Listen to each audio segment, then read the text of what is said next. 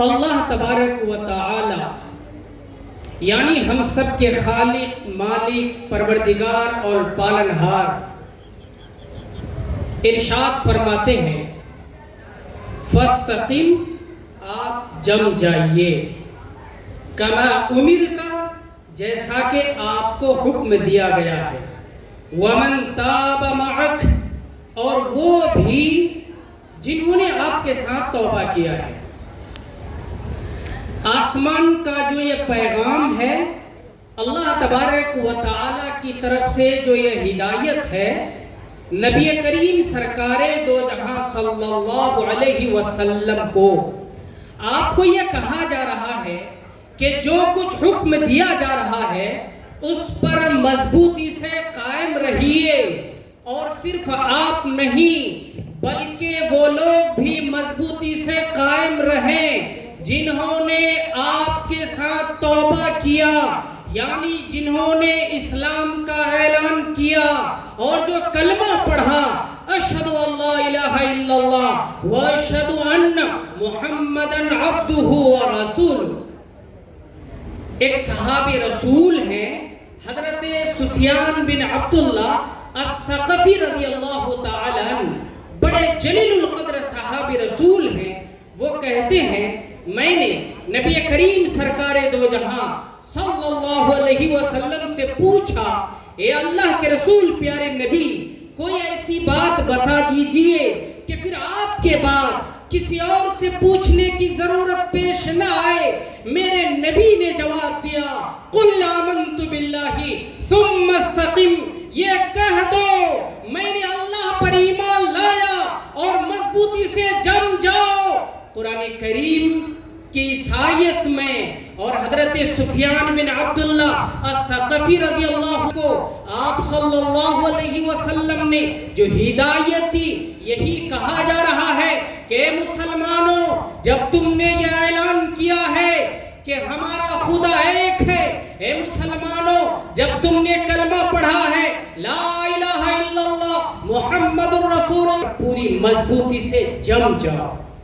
آج یہ جلسہ ہو رہا ہے جلسہ دستار بندی و تحفظ اوقاف، اور اسی طرح سے ہندوستان بھر میں جو مکاتب ہیں، جو مدارس ہیں، چاہے محلوں میں ہو، چاہے پھوس اور چھپڑ کے مکانوں میں ہو، وہاں یہی سکھایا جاتا ہے، یہی پڑھایا جاتا ہے کہ اے لوگوں اپنے دین پر جمنے والے بنو۔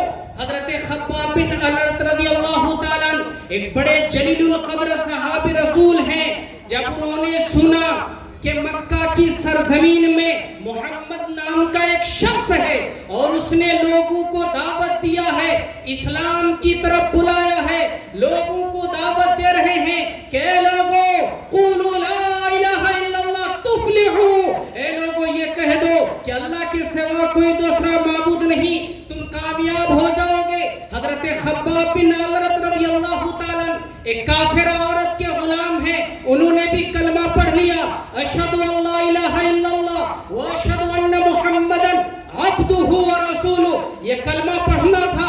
اس کلمہ پڑھنے کے نتیجے میں آگ جلایا گیا، شعلے دہکنے لگے، آگ کے انگارے اٹھنے لگے۔ حضرت خباب بن الارت رضی اللہ تعالیٰ عنہ کو اس دہکتے ہوئے آگ میں ڈالا گیا، ایک طرف سے گھسیٹا جاتا، دوسری طرف لایا جاتا، دوسری طرف سے گھسیٹ کر پھر اس طرف لایا جاتا۔ اس گھسیٹنے کے نتیجے میں جسم سے خون نکلتے، چربیاں نکلتی، وہ آگ بجھ جاتی، مگر اس کے باوجود زبان پر ایک ہی نعرہ ہے اشہد ان لا الہ الا اللہ و اشہد ان محمدن عبدہ و رسولہ۔ میں گواہی دیتا ہوں کہ اللہ کے سوا کوئی دوسرا معبود نہیں ہے، میں گواہی دیتا ہوں کہ محمد اللہ کے رسول ہیں۔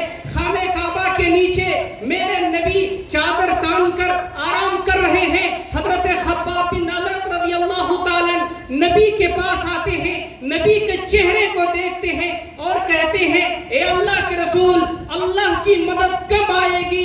جب میرے نبی نے اس کے چہرے کو دیکھا، میرے نبی سمجھ گئے کہ چہرے میں مایوسی ہے۔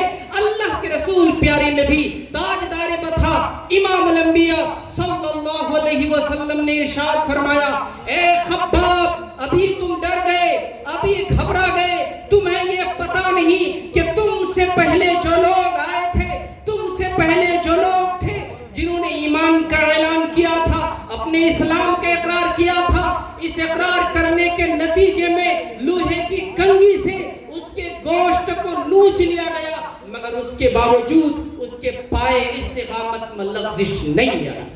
میرے بزرگوں، آج 70 بچے اور بچیوں کی دستار بندی ہے۔ دراصل یہ صرف دستار بندی نہیں ہے، یہ سرٹیفکیٹ دی جا رہی ہے، یہ سکھلایا جا رہا ہے، یہ بتایا جا رہا ہے کہ حالات آئیں گے، آندھیاں چلیں گی، مگر آندھیوں سے اپنے آپ کو بچائے رکھنا ہے۔ ان حالات میں، ان مصائب میں، ان پریشانیوں میں کبھی ایمان سے سمجھوتا نہیں کرنا ہے، اور بلکہ پوری دنیا تک یہ پیغام پہنچانا ہے کہ اے لوگوں، ہر حالت پر اپنے دین اور اپنے اسلام پر قائم رہنے والے بن جاؤ۔ آپ دیکھ رہے ہیں اس کا دوسرا عنوان ہے تحفظ اوقاف کانفرنس، یعنی اوقاف کی حفاظت۔ یاد رکھیے، اوقاف عبادت ہے، اوقاف کی حفاظت ہم سب کی ذمہ داری کا حصہ ہے، مگر اوقاف کی حفاظت یقیناً سپریم کورٹ کے ذریعے سے ہوگی۔ اوقاف کی حفاظت احتجاج، پرامن احتجاج کے ذریعے سے ہوگی، لیکن اوقاف کی حفاظت اس طرح سے بھی ہوگی کہ آپ لوگ ان اوقاف کی زمینوں کو آباد کرنے والے بن جائیں گے۔ جب فجر کی اذان ہو رہی ہوگی تو آپ لوگ اپنے بستر سے اٹھیں گے اور مسجدوں کی طرف چلیں گے۔ جب ایک مؤذن پکار رہا ہوگا، اللہ کی طرف بلا رہا ہوگا، اپنے نرم نرم بستر کو چھوڑ کر آپ مسجد میں پہنچیں گے، شاعر اسلام کی حفاظت کریں گے، تب اس کی حفاظت ہوگی۔ اور اگر آپ نے حفاظت نہیں کی تو پھر حفاظت نہیں ہوگی۔ انشاءاللہ ہم لوگ اقرار کرتے ہیں کہ مسجدوں کو آباد کریں گے انشاءاللہ، مدرسوں کو آباد کریں گے انشاءاللہ، خانقاہوں کو آباد کریں گے انشاءاللہ، اور ہر حالت میں اپنے دین اور اسلام پر قائم رہیں گے انشاءاللہ۔